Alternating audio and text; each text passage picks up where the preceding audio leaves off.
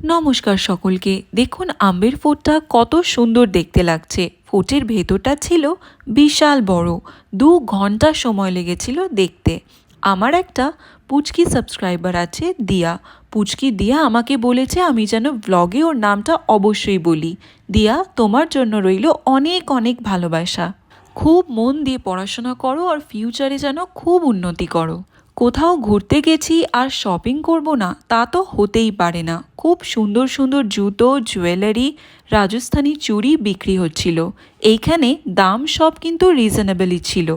আমি এই রকম বিভিন্ন কালারের অনেকগুলো চুড়ি কিনেছি। এই চুড়িটা সাথে সাথে হাতে পরে নিয়েছিলাম। তারপর চলে গিয়েছিলাম জলমহল দেখতে।